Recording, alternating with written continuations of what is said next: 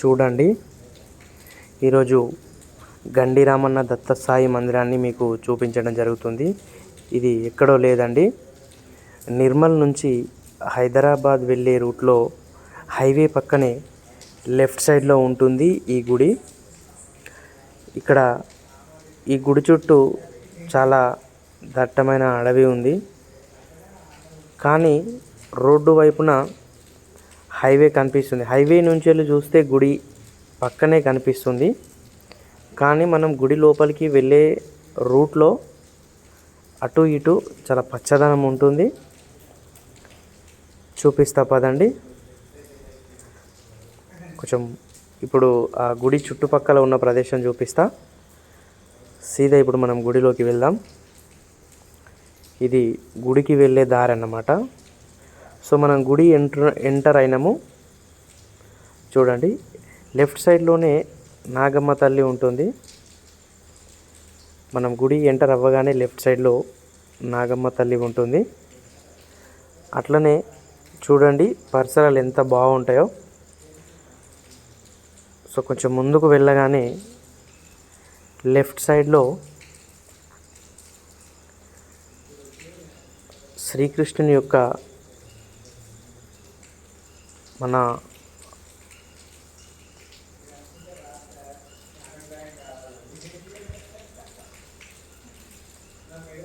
చూశారు కదా, గోశాల ఇది. ఉదయం సమయంలో కనుక గోవులని విడవడం జరిగింది. సో మీకు ఇందులో ఇప్పుడు ప్రజెంట్ గోవులు కనిపించవు, ఎందుకంటే ఉదయం పూట గోవులని బయటికి తీసుకెళ్తారంట ఇక్కడ. సో మీకు ఇంకొంచెం ముందుకు వెళ్తే మీకు గుడి చూపిస్తా. చూడండి,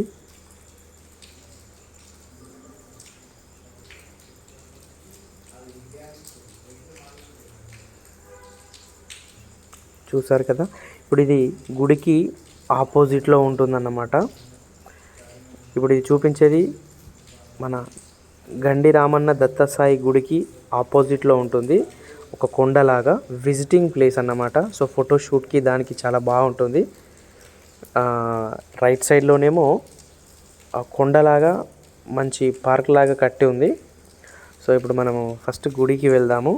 గుడి చూపిస్తాను.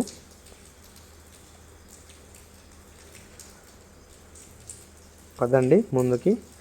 చూడండి, మనము గుడి లోపల ఎంటర్ అవుతున్నాము. డైరెక్ట్ మీకు గుడి లోపలికే తీసుకెళ్తా, తర్వాత మీకు బయట ఎక్స్ప్లెయిన్ చేస్తా. చూడండి, ద్వారపాలకులు ఏనుగులు. సో సీదా మనం ఇప్పుడు గుడి లోపలికే వెళ్తున్నాము. సో వర్షం పడింది, అందువల్లనే భక్తులు ఎవరు లేరన్నమాట. సో సీదా ఇప్పుడు మీకు మన సాయిబాబానే చూపిస్తా. చూడండి, గర్భగుడిలోనే. సో చూడండి, దర్శనం చేసుకోండి. చూసారు కదా, ఇట్లా ఇంత ప్రశాంతంగా మనకు దొరకడం నిజంగా మన అదృష్టం. చూడండి, తిప్పి చూపిస్తా గుడి మొత్తం. ఎంత బాగుందో కదా, ఎంత ప్రశాంతంగా ఉందో గుడిలో. చూసారు కదా, సాయినాథుని దర్శనం చేసుకోండి.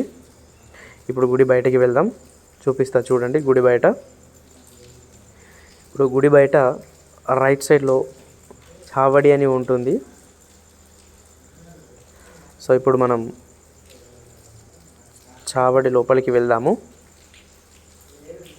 ఇక్కడ చావడి లోపల అసలు సాయినాథుని చూస్తే మీకు అర్థమవుతుంది, నిజంగా మనిషి అంటే సాయిబాబా ఎట్లయితే ఉండేనో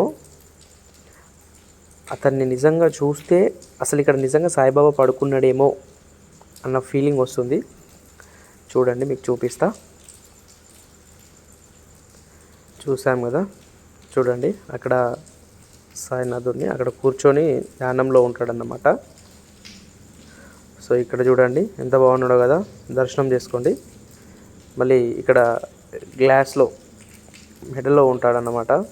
సో ఇప్పుడు నేను ఇందాక చెప్పింది ఇదే సాయినాథుడు ఏ విధంగా అయితే ఎట్లా పడుకొని ఉన్నాడో చూడండి. అసలు నిజంగా లైవ్లో చూస్తే అసలు నిజంగా సాయిబాబా ఇక్కడ పడుకున్నాడేమో అసలు అట్లా ఆ ఫీలింగ్ వస్తుందన్నమాట.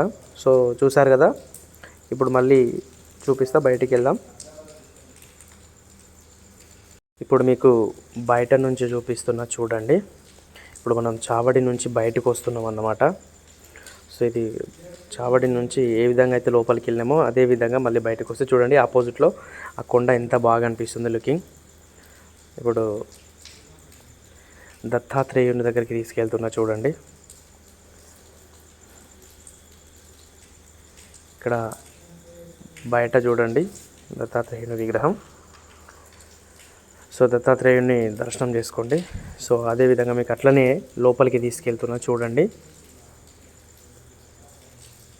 చూశారు కదా, మీకు డైరెక్ట్ దగ్గరికి పోయి చూపిస్తా. గుడికి లాకేష్ ఉంది, ఇక్కడ చూడండి దత్తాత్రేయుని దర్శనం చేసుకోండి. చూశారు కదా,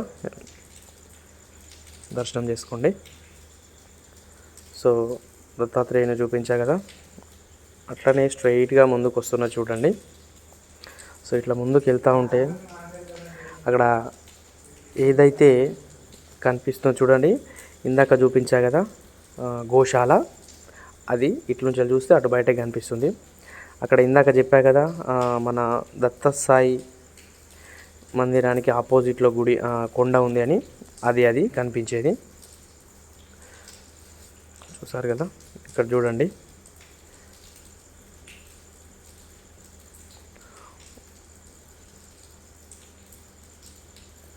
ఇప్పుడు సీదా మిమ్మల్ని గుడి దగ్గర నుంచి మళ్ళీ బయటికి తీసుకెళ్తా చూడండి. ఇక్కడ నుంచి చూస్తే హనుమాన్ అక్కడ ఉన్న